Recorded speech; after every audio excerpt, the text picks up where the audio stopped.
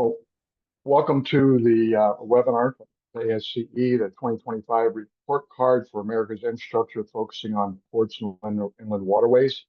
My name is Bill Hanson with Great Lakes Dredging Dock Company. I had the privilege of working with other ASCE members on the 2025 report card.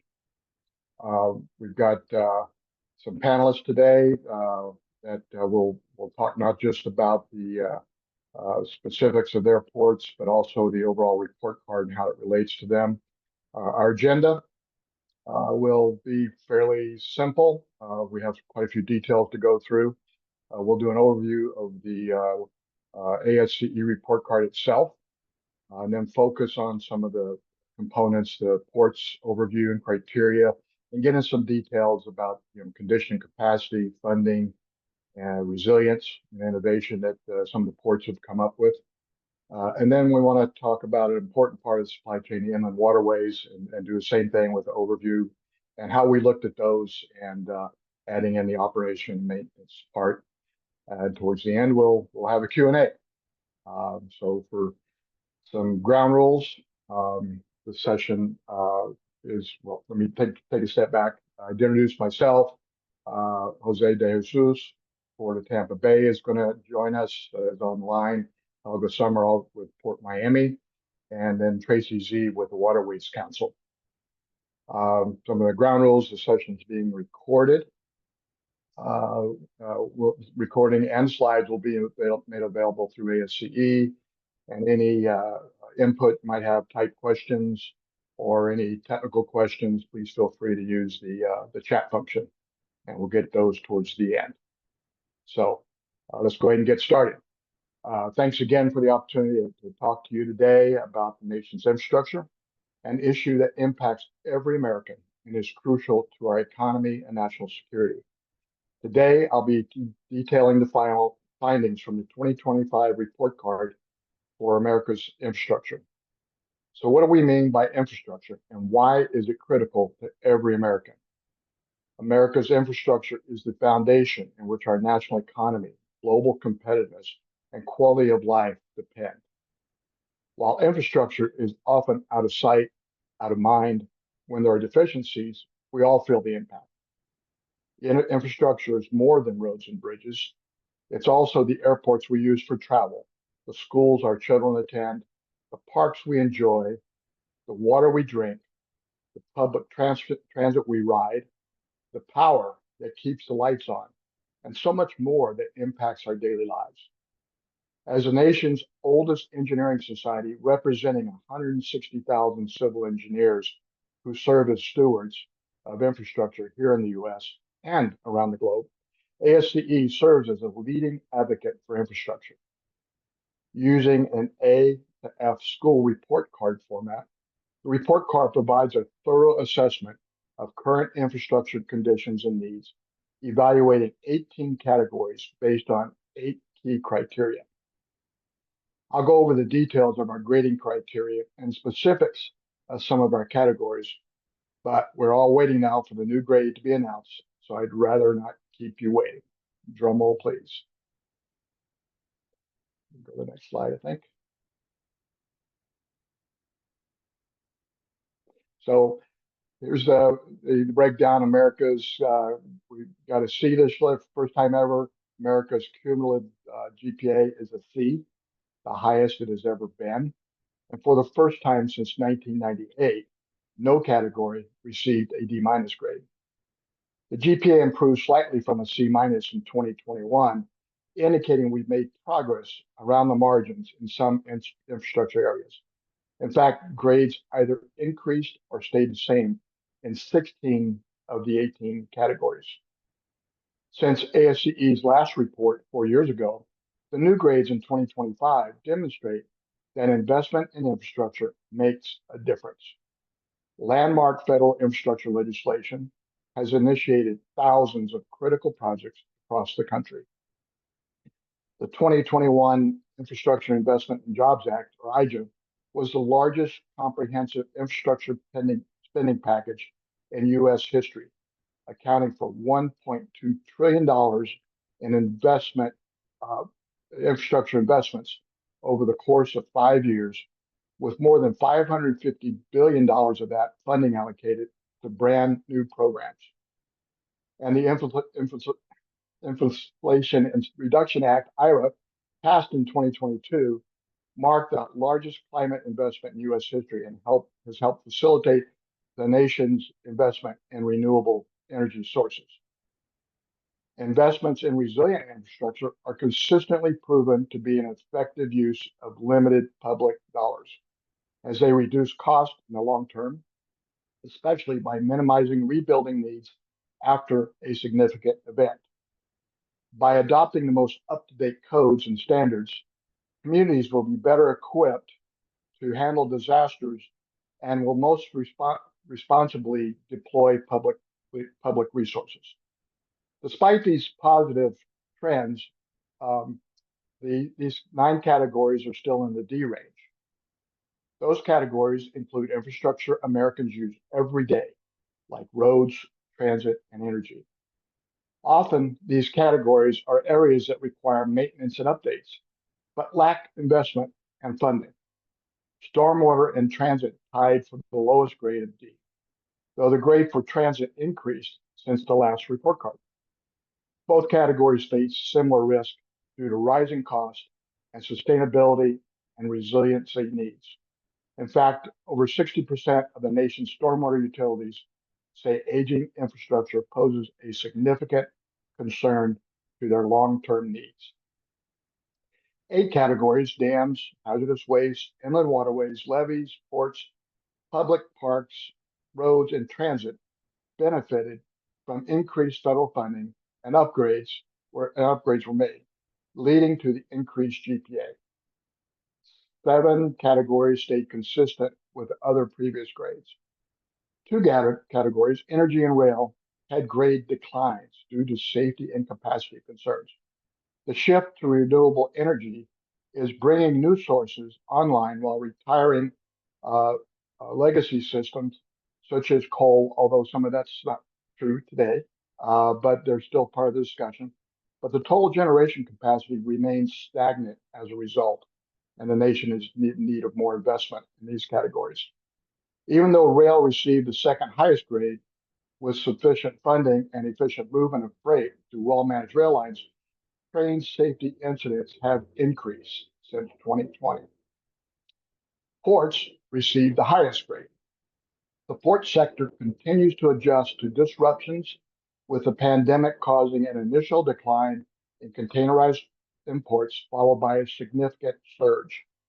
Funding levels have doubled thanks to federal investments that allow ports to better assess, balance, and address needs on both water and land. However, they face new challenges based on current and future impacts of climate shifts. And we'll talk about those a little bit later. The report card demonstrates the crucial need for the new administration and Congress to continue sustained investment in infrastructure and build on progress made to improve infrastructure after decades of deferred funding and underinvestment. Overarching trends impacting infrastructure include extreme weather events, the need for sustained investments, and the need for reliable and available data on key performance indicators. Better infrastructure is an efficient investment of taxpayers' dollars that results in a stronger economy and prioritizes American jobs, resiliency, and connectivity. After releasing this report 7 times previously, this is the first time for a C grade, as we mentioned, the highest ever awarded. While this showcases how investment creates direct results, there is still work to be done, with a great need for sustained investments to save families time and money and improve unsafe conditions. Next slide, please. So the report card is prepared by the ASCE Committee on America's Infrastructure, 52 civil engineers and infrastructure professionals from around the country with decades of expertise across 18 categories. With ASCE staff, the committee evaluates relevant data and reports from government agencies, the private sector, nonprofits, and other organization and meets with technical and industry experts to gain a wider view of the nation's infrastructure. The committee then examines each category in the context of 8 key categories of criteria before determining a grade. These include capacity, condition, funding, future needs, um, operation and maintenance, public safety, resilience, and innovation. So I think we covered those there. So let's go ahead and go to the next one. There we go. Next slide, Josh. There we go. So let's talk about some of the details and that went into it before we get to our port experts. Uh, so in 2021, the grade for ports was B minus. 2025, it was a B. A lot of things happened in that time frame related to infrastructure and supply chain, and U.S. ports really showed their value. In 2023, U.S. ports handled 41.5% of international trade by volume and supported almost $3 trillion in economic activity. Although container imports dipped in 2020 due to the impacts of the pandemic, but they rebounded sharply later that year, and we saw some very dramatic swings and capacity issues in U.S. ports. But as things have developed, fewer container ships waited to get to the dock in 2023 compared to the 2 years prior. The conditions pretty much remained level, although we've seen the top 25 ports add more of the ship-to-shore cranes. Nearly 44% of those are now super post-Panamax. Funding. The Jobs Act nearly doubled the Port Infrastructure Development Program to almost $450 million per year. A long time need and pent-up demand showed that over 1,060 port and waterway projects were funded as a result. And in addition, EPA's Clean Ports Program, also a vital and underfunded program in the past, received $3 billion via the IRA program. Future needs. We've got challenges again, as always, but the port needs from 2024 to 2033 are estimated at nearly $38 billion. So for water transportation, the funding gap is $13 billion if the elevated Jobs Act levels continue, and $19 billion if pre-2021 levels return. But we still have work to do. Operation and maintenance remains a challenge. Port governance varies widely. Each port is different and has different requirements and different management types. And many ports have assessed infrastructure risk and vulnerabilities already and know what they need to meet the future needs. Public safety, rising sea levels continue to threaten infrastructure across the board, and ports being those assets that are the closest to the water. Most ports have undertaken significant infrastructure planning and infrastructure investments to elevate their assets and build barriers to protect against these rising sea levels. Resilience, the big word, means doing things the right way, and ports are addressing climate impacts through adaptation plans, not waiting for emergencies, but trying to prevent damage. However, many remain vulnerable to extreme weather events. And innovation, we think that ports and inland waterways are key areas where we've seen innovation and adaptation. Focus areas that we've looked at specifically include emission reduction, reuse of dredge material, and workforce development. So National Transit Inland Waterways that shape the grade. So 2021 grade is D plus, 2025 grade increased slightly to a C minus. We've seen significant federal funding, but we still see aging locks and dams, which are causing an average delay of 172 minutes, affecting almost half of the vessels that transit those locks and dams. And Tracy Z will get into this a little bit later, but the soundbite that's been around for a while is just getting worse. 80% of docks and lock and dam infrastructure has exceeded its 50-year design life. So future funding needs to continue. The cost of construction has gone up, and so we continue to work with the Corps and the other groups involved in inland waterways to make sure that those projects get prioritized. The Jobs Act also allocated $4 billion to the Corps O&M program and $808 million to the Mississippi River and tributaries account. Long overdue, allowed the Corps and stakeholders to do some better planning and better forecasting. Challenges that they're considering include extreme weather, climate shifts, workforce shortages, and inflation-related delays. And then public safety, we're pretty proud to say that inland waterways have the lowest injury fatality rates among freight modes, and only 5 freight vessel-related fatalities occurred in 2022. Although those of us involved in inland waterways will say that that's 5 too many. Resilience, we're also proud that barges emit significantly less CO2 than other freight modes. And but we have seen some impacts related to, typically we're talking about high waters on the rivers. In the last few years, we've been talking about low waters, which have some significant impacts on the freight and the barge traffic coming down the river. In 2023, those impacts disrupted agricultural transport, costing over $1 billion. So very serious impacts.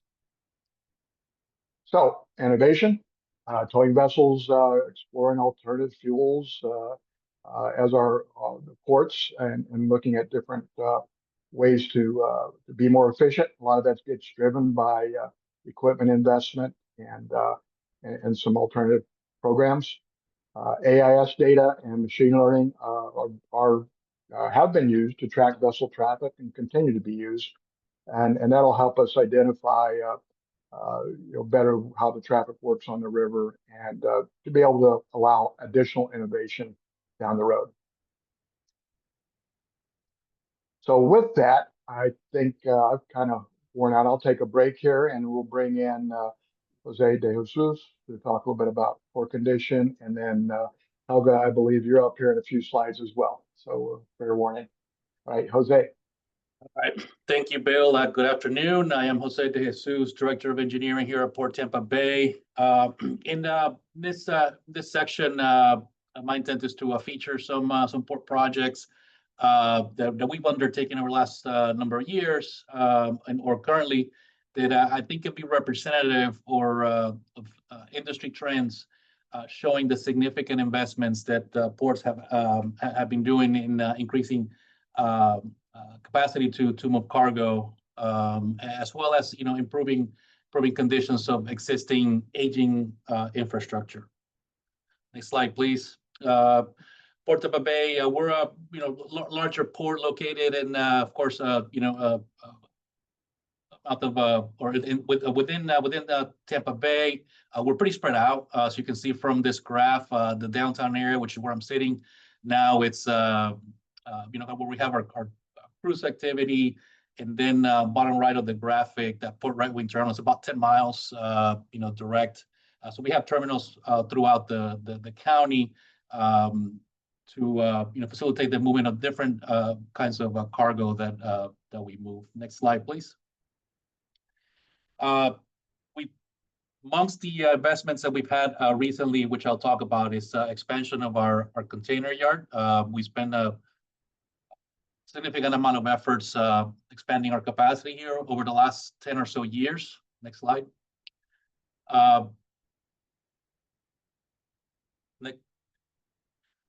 We're currently finishing up the expansion of what we call BERT 214. The uplands area that you see there is it's functional as of earlier this year. The wharf is about a 1,300 linear feet extension, and it should be functional by the spring of next year. We're actually doing some final dredging as well. And like I said, it expands our ability to move container ships. It is a business line that we've had some significant growth in since we've entered that business line early in the 2000s. This phase that you see here is about $120 million worth of investment, and it includes some infrastructure for some future cranes that we've actually ordered and expect to receive by early to middle of next year. Next slide, please. And I will show you kind of why we've had to do this a little bit later on. With the additional cranes, there's really been a significant growth in this business, not just for us, but all ports. More and more movement of containerized cargo, and the ships have gotten increasingly larger. So we've had to invest in a significant amount of infrastructure to be able to move that cargo. Now, this Bird 218, a little bit of a different business line for us. There's been so much construction here in the state of Florida, and it's had a significant increase in the demand of aggregate. This terminal is a 500-foot of wharf that should be online later this year, with some additional breasting dolphins and mooring infrastructure, lighting, and such. But this is dedicated to one of our operators, and they bring cement. A lot of not just the cement operator, but a number of our aggregate terminal operators have themselves spent a significant amount of money in expanding their capacity. It's just a lot of demand for material in the state, so much so that the state of Florida has actually allocated some funding for ports to be able to increase the state's ability to move that aggregate. So this project, which is about a $20 million project, received some state funding towards that. Next slide, please.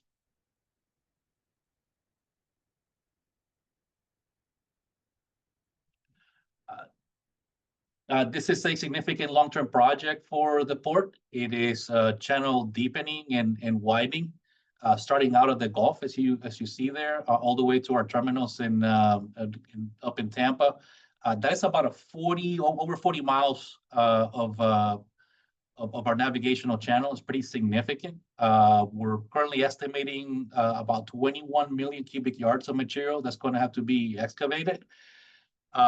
Because the main channel is, of course, federalized, it's maintained by the U.S. Army Corps of Engineers. So this project is being done in partnership with the Corps of Engineers. The Corps completed what's called the GRR, the General Redevelopment Study, in 2024. It was signed by the colonel, and I think colonel of the Army in I believe May of last year. It was, and then the next phase, which is the design and construction of it, was authorized in the 2024 WRDA bill. Okay, so earlier, a couple of weeks ago, we actually signed an agreement with the Corps of Engineers to begin what they call the PED, which is preliminary engineering and design.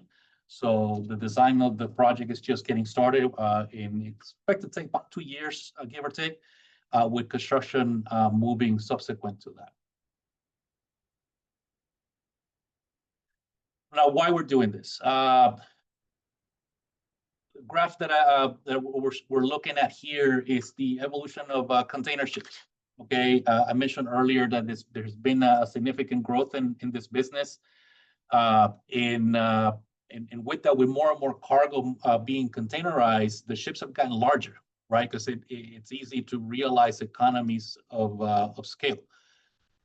So for ports to remain competitive, we had to have the infrastructure available to retain those services. Okay, if the ship is too big to come here, we're essentially going to get bypassed, right? It's going to go somewhere where it can be unloaded. So there's been a significant investment by ports in increasing their capacity to receive these larger ships. You guys, in the business, know, but maybe some others won't. But ships are largely built for the routes that they'll call. So, you see here, what are Panamax ships? Well, those are meant to go through the Panama Canal. So their dimensions are meant to fit those locks. The Panama Canal expanded earlier in the 2000s. Ships, as the canal was being constructed, ships were being built to fit through those locks. Again, they're trying to move as much cargo as possible. So the infrastructure has to be there to accommodate those. Next slide, please. And when I say the infrastructure, again, we're just not talking about bigger wharfs, deeper channels, but also cranes. That's why we ourselves have had to invest in cranes and just like a lot of other ports. There's been a lot of cranes on order over the last number of years. The two most recent ones that we purchased, when they got dropped off, they were dropping off 2 for us, and 3 went to a different port just here in the Gulf as well. There's a significant demand. Again, the ships are getting larger, taller, wider, so you need cranes that are able to reach further, reach higher to unload them. And not just that, they need to be faster. When the ships are sitting there, it's costing money to the shipping line and the beneficial cargo owners. Therefore, we have to be efficient and effective in moving them. Next slide, please. So I mentioned our channel deepening project, and these are some other ports in the Gulf that are shown they're in different stages of doing the same thing. Port of Houston, Mobile, New Orleans, they're all either they have deepened or in the process of deepening, as well. And I highlight this because in our case, the typical, at least container service that calls on our port comes out from Asia, China, Korea, Vietnam, and such, and they go through the Panama Canal. Then they will do that sort of clockwise, boom in Houston, New Orleans, Mobile, and come here and head on out. So again, we're trying to remain sort of competitive with that those services. So these ports again just highlights what we're all doing. But with that, we can't forget about existing infrastructure. And we're not unique in this, as with everything, new projects that generate revenue, it can be, I would say, easily justified. With maintenance projects can be a little bit more challenging. So in this project here that I want to highlight, so we've seen a significant growth in our cruise industry as well. We've had to invest in some new passenger bridges. Of course, that's those ramps that you take from the terminal to the ship, very similar to what you do at an airport. Some of the ones that we have operational, they're pretty old. They are unreliable, and which creates an issue for the passenger experience. So we're investing in some new ones. However, as we are going through the design, we realize that because of current codes, including wind loading, the new bridges have to be heavier. So then, as we're of course investigating our wharf, this Cruise Terminal 6, for example, it's a very old wharf, and it was in need of some rehab, and we realized we just don't need to rehab it in maintenance, but we also have to kind of straighten it, right, to make sure that it's able to tackle the additional weight of the new passenger bridges. So we're undertaking a project concurrent with the arrival of the new bridges. Of course, we're going to start so we can face it and kind of distribute the cost. We're going to start straightening the area in which the bridge is going to run, and then kind of move out from there. So again, a lot of ports. We have some very old infrastructure. We've been in business for a while, and it's a challenge to tackle the improvements. And with that, next slide, I'm going to turn over to Helga. Hi, thank you and welcome. I'm Helga Summer, Assistant Director of Capital Development at Port Miami. And I'm going to start off with the money because scale matters. Today's funding stack is broader than it was a few years ago. We have the Harbor Maintenance Trust Fund, the 0.125% user fee that supports maintenance, dredging, and navigation reliability. We have the Infrastructure Investment and Jobs Act with roughly $17 billion for ports and inland waterways. Add the U.S. Maritime Administration, or MARAD's Port Infrastructure Development Program, the PIDP, at about $450 million per year. And the Environmental Protection Agency's Clean Ports Program, $3 billion from, and plus another $3 billion from the Inflation Reduction Act, targeting zero emission equipment and infrastructure. Since the Infrastructure Investment and Jobs Act passed, federal agencies have announced over 1,060 port and waterway projects, and that's real momentum. So now the hard part, documented needs. Over 2024 to 2033, water transportation needs are on the order of about $45 million. About $38 billion of that is for ports. And so even if IIJA levels funding continues, we're looking at roughly a $13 billion gap through 2033 and closer to $19 billion if we slide back to pre-2021 levels. So in other words, the pipeline is substantial, but the backlog's even larger. So where are the dollars going next? Typically, we're seeing about three buckets. The first is navigation capacity, so channel deepening and widening to handle bigger ships safely and efficiently. Second is landside velocity, so on-dock rail, intermodal container transfer facilities, crane modernization, and terminal electrification to move boxes faster with fewer emissions. Third is risk reduction, so resilience upgrades that elevate or flood-proof critical assets, and replacement of aging radiation portal monitors to maintain security and compliance. So the takeaway is that predictability beats one-time spikes. We need multi-year sequenced funding so that owners can bundle waterside and landside packages in the correct order. Think dredge first, then berth, then yard, then rail, without the stop-start inefficiencies. We should continue to spend down the Harbor Maintenance Trust Fund backlogs to accelerate maintenance dredging, since we know that deferred maintenance is the most expensive type. So the bottom line is the tools are there, the needs are precise, and the wins come from steady programmatic funding that lets ports plan, procure, and deliver at scale.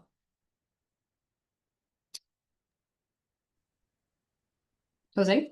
All right, thank you, Helga. Well, let's talk about a little bit about port funding and future need. So I'm going to highlight again, this is a snapshot of our recent capital program, which is I was kind of looking at numbers recently, and so Helga mentioned how we ideally you try to be steady, and we've seen a significant spike ourselves, and again I don't think this is just unique to us. I think in general ports have had to do that. So this the program we just finished 2025, $166 million, give or take. That is about twice as what's been typical for us since probably about 2020. I was looking at the numbers somewhere between 70 something, 80, give or take. We had a number of large ticket item projects in there. I think next year is going to be another dip because of the timing, but then the year after we had some larger projects as well. So we're looking at close to $200 million future capital programs. So again, just a lot of investment, for us, just as a support.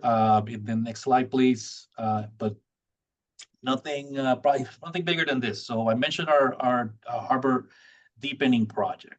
So this is a longer term expansion project for us. Again, a huge investment, not just for us, but the federal government. So again, the channel is federalized. In the deepening is covered at 75% by the federal government, 25% for us. You see the current total price estimate about $1 billion. So that's a lot of money, right? So we're again competing with other ports, other priorities. So it's going to take a significant effort on our part to be able to have some allocations. Again, we don't expect this to be just one single project. It'll be thinking about 5 different phases, give or take over the next maybe 10 years to get it done. Again, this is us, but I think it's representative of the scale of investments that both federal and port authorities have and will need to make to maintain and increase capacity. And ideally, we are able to partner with the private industry to do some of that cost sharing. I think a lot of this, I mentioned all this investment in infrastructure that because of the efforts from the private industry to increase efficiency. So a lot of that cost has been pushed onto ports. So ideally, again, we find some partnering opportunities where it's not just on us in the public sector, but also private capital gets invested in this. So next slide. So we're gonna then move over to resiliency and innovation. Again, talk about what we're doing here and what other ports have been tackling on as well. What does it mean for port to be resilient? Bill talked about it earlier, but also I think it's the ability to move cargo and support our communities post-event, right? We are these kind of linchpins in the supply chain, so we have to make sure that we're able to bring our bring product that supports the community. Ourselves, we bring a lot of construction materials, including lumber. So we need to make sure that we maintain those supplies post-storm. So next slide, please. One of the things I'm going to highlight is the Power Resiliency Project. We have 7 active fuel terminals that provide fuel for Central Florida. About 45% of the state's fuel comes through our port. So one of our recent resiliency efforts is undertaking of a redundant underground electrical line that primarily serves the fuel terminals. And I say redundant because it's all existing overhead. So our vision is for the terminals to be connected to the underground and allowing them to be more resilient against a high wind event, but also providing an alternate source of power should a high water event cause some damage to the underground system. This is in partnership with the local power company, which is Tampa Electric, and for us, it will reduce the reliance on generators, which we know require fuel and maintenance, particularly when used for an extended amount of time. But we also do a fair amount of prep work. Prior to a storm, we go through a hurricane exercise with a number of stakeholders, where we do some role playing, if you would, discuss what our responsibilities are as storms approach, make landfall, and subsequent leave, and we enter that recovery and response mode. But with that, I love this quote from boxer Mike Tyson. Said, "Everybody has a plan until they get punched in the face." And that's exactly what happened last year. We had 2 storms, Helene and Milton, around a year ago now, and it really put our plans to the test. And I think thankfully there were some. It could have been a lot worse, and we're thankful for that. But it definitely showed some things that we could improve. So what did we learn? So there's some takeaways there. I'm not going to go through all of this, but you can read it. We put together some lessons on how we can better coordinate, cooperate with our partners during and after a storm. Even something as simple as providing accommodations for personnel and space for response equipment can help in reducing recovery time. But again, a lot of these things you don't really find out until you're presented with that situation, and you start asking questions. Say, hey, we're so and so. Well, they're driving from XYZ. They were avoiding the storm, so they'll be here tomorrow. So those kinds of things are, again, lessons learned. So we've had a lot of conversations subsequent to the storms, and it really helped with our preparation. And Jose, can I brag on you guys for a second here? Because absolutely. I think you were back in operation, 4 days after the storm passed? Yes, channel was open about 4 days. We were without power for maybe a day and a half, but Tico had us online, pretty quickly. It took a lot of efforts, a lot of coordination, boots on the ground, things like that. But yeah, we were able to start dispatching fuel, pretty quickly, and it was particularly after Milton. It was needed because the region was without power, and people are running generators, and when they start running out of gas, things get a little dicey. So again, it was a lot of lessons learned. I mean, again, we think we did well, but there's certainly some things that could be done better. So, let's see. Wow. So vulnerability analysis. So this is something that our port recently completed. Vulnerability analysis. This was funded through the State of Florida's Department of Environmental Protection's Resiliency Office. The state of Florida has invested very heavily in getting local communities to go through the VA process with the goal of every county and city to have one completed, and I think they're getting pretty close to that. So following state criteria, we looked at various scenarios of rainfall and storm surge into 2040 and 2070 planning horizons, including sea level rise. So we're using that information to implement some adaptation strategies and master planning our infrastructure, including and starting with an update to our stormwater master plan. Industry-wide, ports have more and more invested in vulnerability analysis to identify their issues. But I think overall, we can use some more consistent guidelines. I think here in Florida, both us and other Florida ports have the benefit of the state having that criteria that establishes process and what we should be looking at. So I think that so we were able to follow that. But in general, I think ports can use maybe a little bit more guideline. I know NOAA has, in some other agencies, have been providing tools that have been used in the planning, in planning of vulnerabilities. Next slide, please. What have we learned with our VA? A few different things, but the things that I would like to highlight. There's maybe the fifth. So some of these you've seen. Old infrastructure. It's costly infrastructure to replace. But also there's a lack of data inventory. There's a lot of kind of old pieces of paper laying around someone's office that never made it to in a way that can be useful. But one of the things for us for projects is disruption to services, right? Like we can't have detours. Why is that? Well, our terminals are specific to the cargo. You can see some of the pictures there, right? The wharf that serves a container ship is not the same type of terminal, not meant to unload a fuel ship, right? So there's no MOT, in this scenario necessarily. It could be really disruptive to the terminal operator.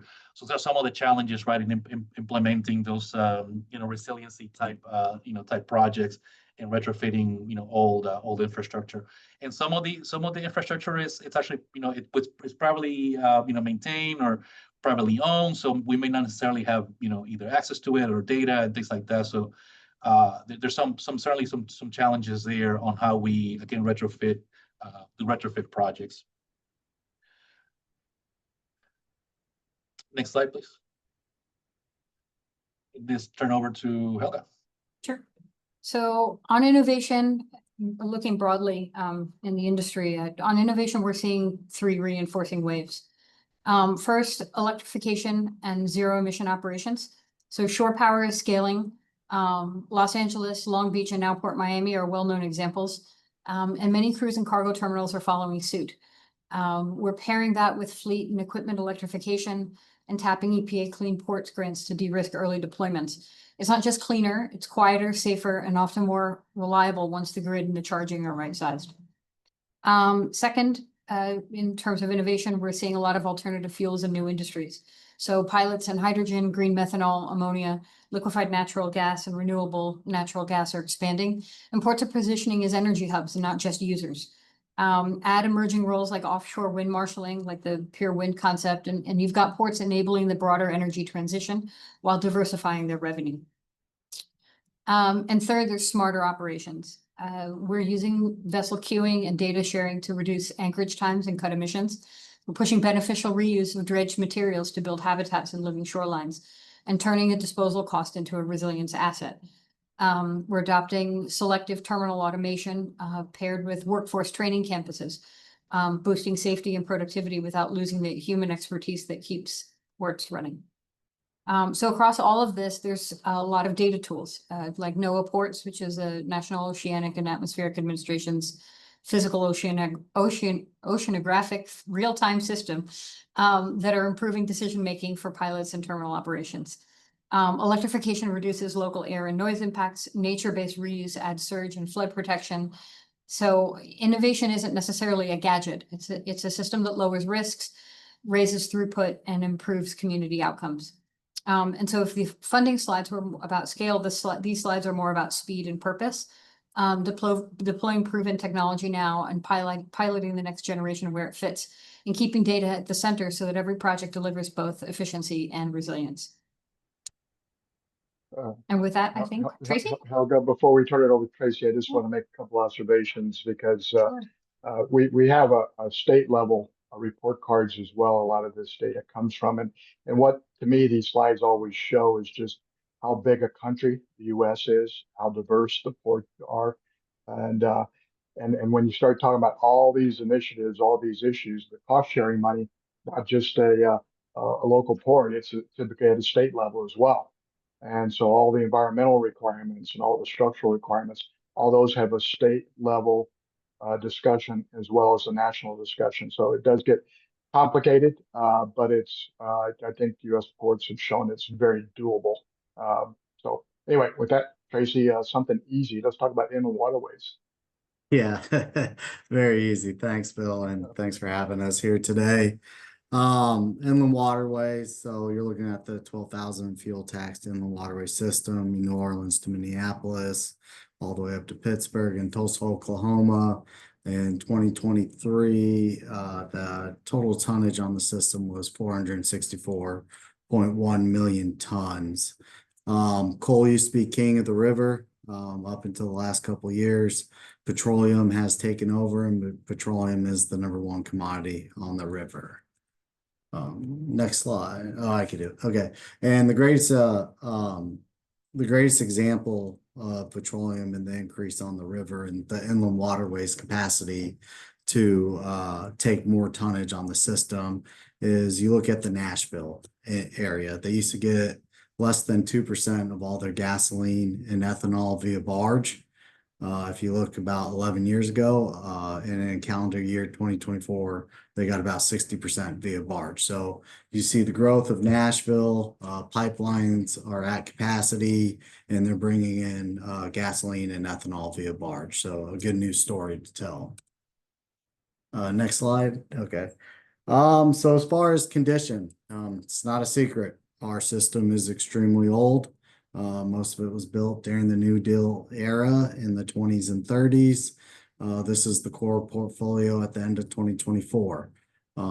Pretty scary when you think that we only have 7 locks under the age of 30. But yet we have 83 locks that are over 80 years old. These lock facilities are all designed to last 50 years. After 50 years, the risk of failure goes up exponentially. So we are on borrowed time right now.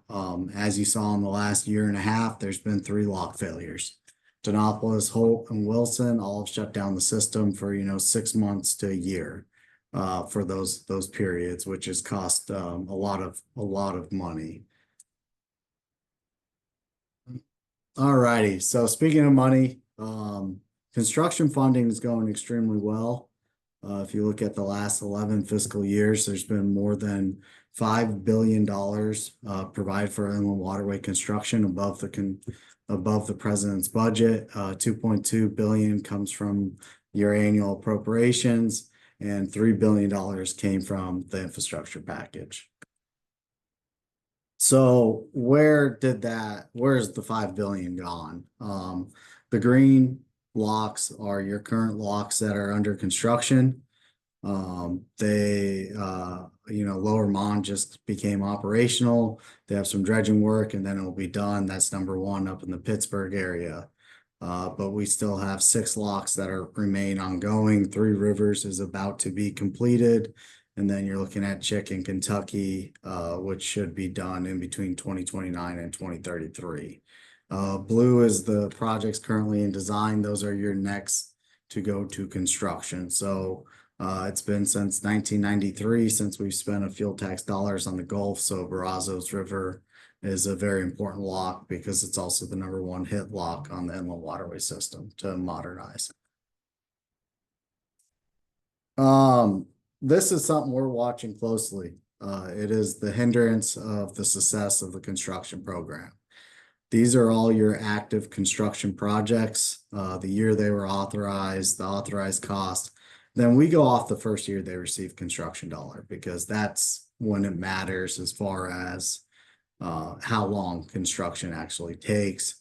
Lower Mon just became operational and you're looking at almost 30 years, those 29 years to get that project operational.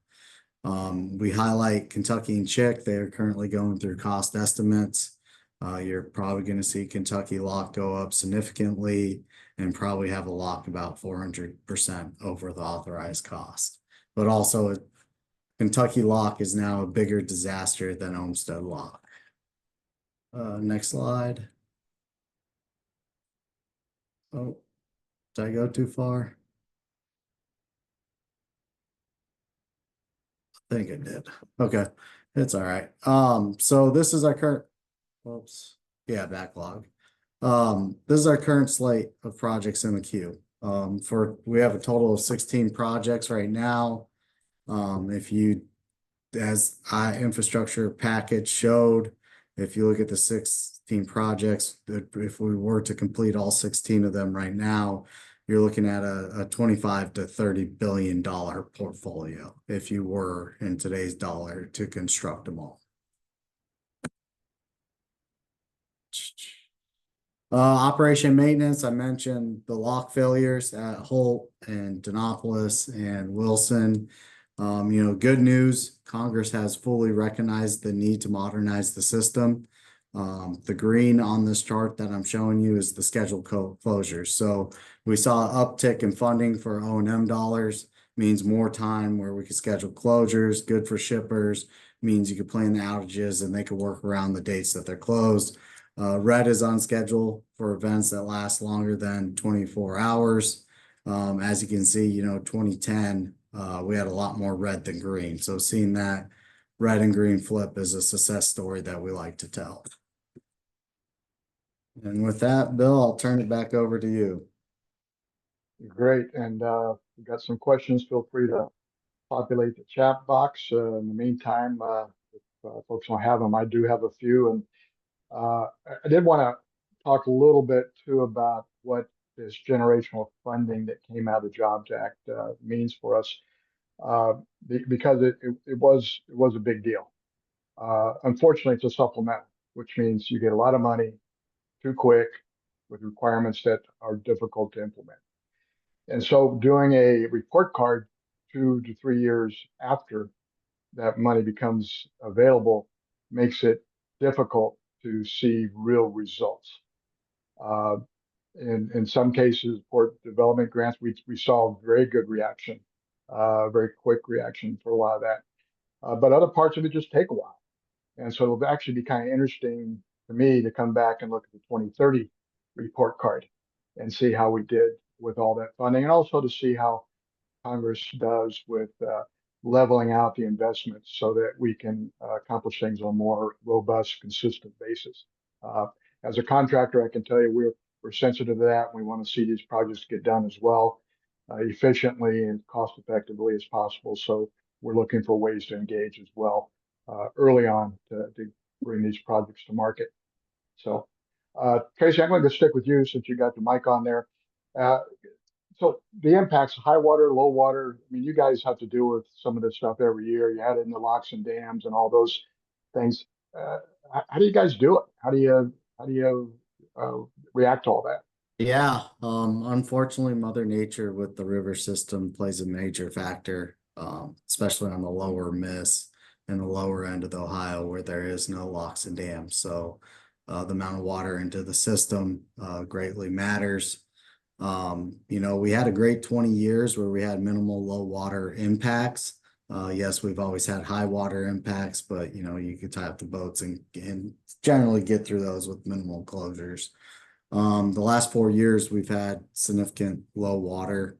It's looking like we're probably going to enter into another low water. So industry's done a really good job of partnering with the Corps of Engineers, identifying, the problem areas. There's about 11 on the lower Mississippi. It's all big bends and curves where, the water in the channel, the silts in and the channel narrows where you have grounding. So, being proactive, dredging those areas before it gets too low, to ensure that the channel and the reliability for the shippers is open. So it takes a partnership, a lot of hard work between industry and the Corps, but also, securing dollars for that, preparing for low water with Congress each year so that the Corps has the funding so that they can have the ability to provide the resources to keep the channel open. Gotcha. And then I joked about it being easy on the inland waterways. It's not. I just, facetious with that. And of course, we always want to ask the Corps as they do their budget 2 or 3 years in advance, are they forecasting a drought or a flood, right? Absolutely. Yeah.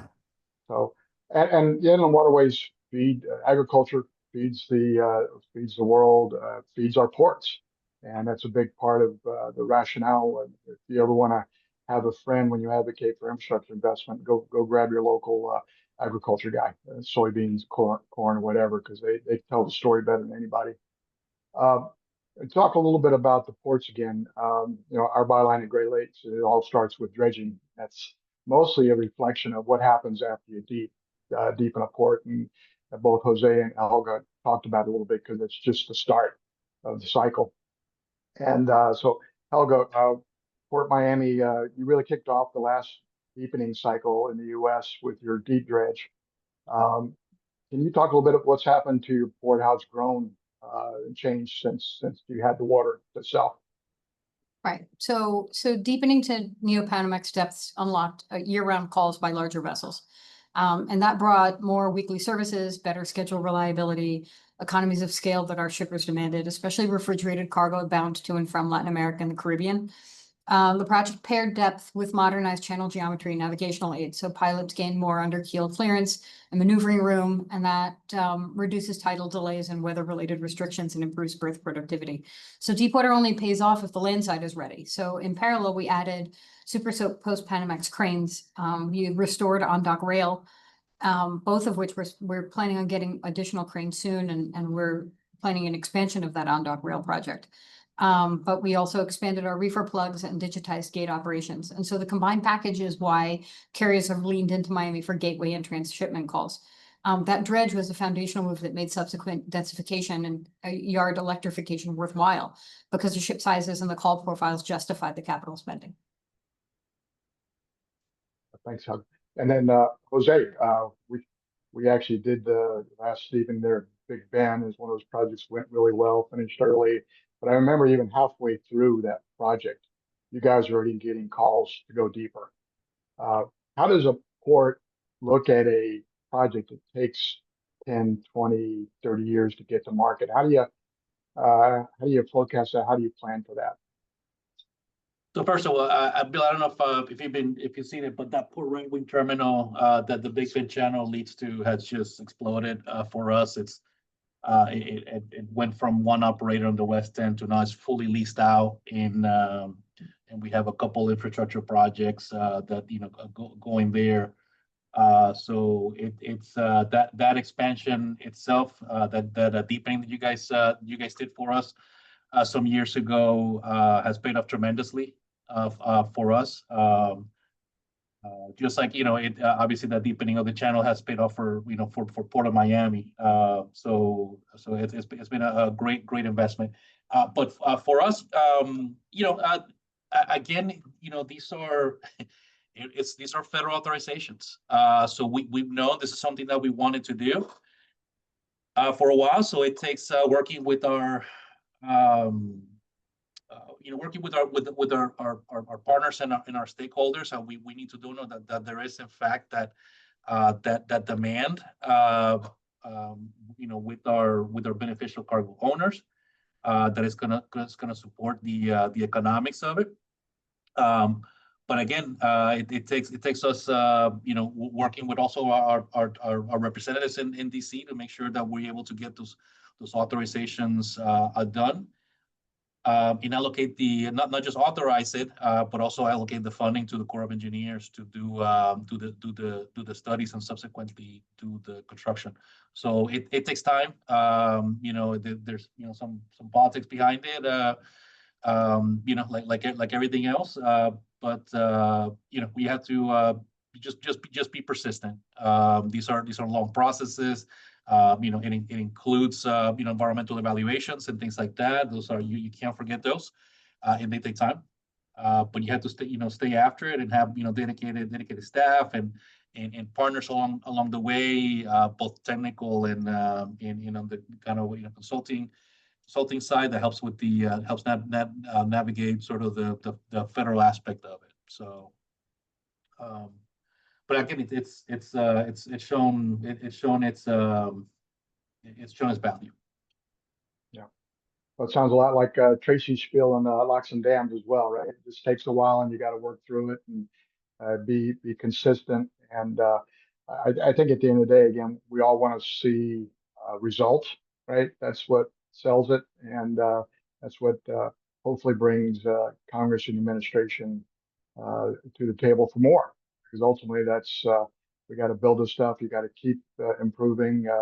We've got ship.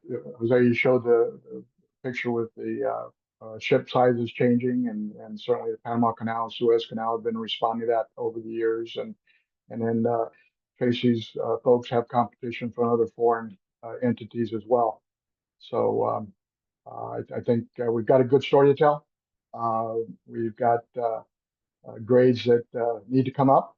And part of that is telling folks what we need, but we also have to be able to execute and spend the dollars that we do get and spend it efficiently. So,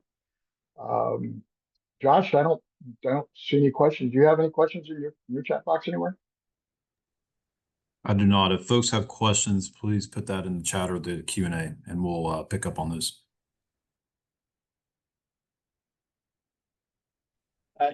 Bill, I think to your point, one thing that we need to make sure that this story is being told. When I every now and then I do different events and talk about the port, and I like to sort of establish that parallel with with airports. Everybody travels to the airport, so how airports work and the importance and whatnot. But I think ports we're a little bit kind of tucked in, right? Unless you're on a cruise, you probably haven't seen the operation, but you probably don't know how critical they are to every day. So I think when we talked about it in terms of improving our infrastructure and making sure that the funding allocations are there, we have to make sure that we get out to the public, not just again federal representatives or what have you, but to the public and say, listen, this is who we are. This is how we benefit you. We're bringing cargo that you need, that you consume, or exporting the stuff that you produce. And not only that, but we're providing significant economic impacts. I think that also gets lost. I mean, if you look at the numbers from ports and nationwide, I mean, they're pretty staggering. Kind of what what the impact is on our economy. So I think we need to make sure that we do a good job of telling that story out to the public of how critical that infrastructure is.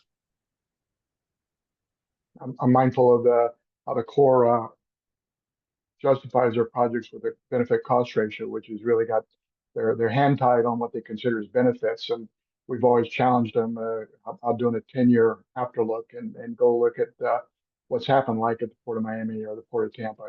How did your benefits work out? Because we're pretty darn sure that they're going to be off the charts in terms of the investment. So. In a lot, I know our grants have those metrics as well. That one of the things in the agreements is how are we going to measure your success? There's a couple different ways. Are you moving the cargo you expected? Have you decreased the time it takes to turn the ships around? Things like that. The Department of Transportation in our case wants to see those results. So. I think it'd be beneficial for the court to do that. And, like you said, like cases like Miami, or even that Big Bend channel deepening, I'd be happy to show them the numbers because they speak for themselves. And Tracy, I think you guys have what, 32 states and how many Canadian provinces that touch your system? Do you guys engage much at the state level, or is it pretty much all federal? So the inland waterways, it's 100% federal. Now, on the state level, as far as like the environmental regulations, then you have to engage on that. But from a pure infrastructure level, it is all federal, which is a gift and a curse at times. Right now we're in a government shutdown. So if you look at the river, and the core dredges, luckily they have supplemental dollars that they can keep the river open, but depending on how long a government shutdown potentially goes is fluctuates on how the locks are operated and the dredges are operating for the ones that are owned by the Corps or for the private dredges with contracts. So luckily we have extremely strong support within Congress for the inland waterway system. We have been extremely blessed from a Senate leadership standpoint, having Mitch McConnell as the leader as long as we did, and having him as a supporter, and Democrat Dick Durbin, the whip. So, it's just a good partnership between the Corps and Congress and industry, and we get together. It's a marriage. We don't always get along, but we always try to find a solution. There you go. So Josh, I think the four of us could probably sit here and talk a lot longer, but I think we're probably out of the scope of what we agreed to. So or we're asked to do. So turn it over to you. Great. Okay, well, thank you all so much for your participation today, and appreciate the attendees here. Just a couple more slides to finish up and close us out. First off, I want to thank Great Lakes Dredge and Dock Corporation for their sponsorship of this webinar, and Bill's support here to come from the company, and also with our Committee on America's Infrastructure, which helps to inform and guide the infrastructure report card. So really appreciate Bill and our panelists today as well, who spent their time and contributed to the presentation. Thank you all so much. For more information, I encourage you all to check out infrastructurereportcard.org. That is where we house all of our details on the National Report Card. It was mentioned by Bill, but we also have ongoing state report cards as a part of our infrastructure report card work. Those are coming out about once every month, and will include for the remainder of the year states like California and Florida. So encourage you all to continue to keep your eyes open for further state report cards being released, and that information and related infrastructure policy engagement and details there that we continue to showcase there. So with that, again, thank you all. Thanks to the panelists. Thanks, Bill. And we'll be sharing these slides and recording with all of the participants following today's webinar.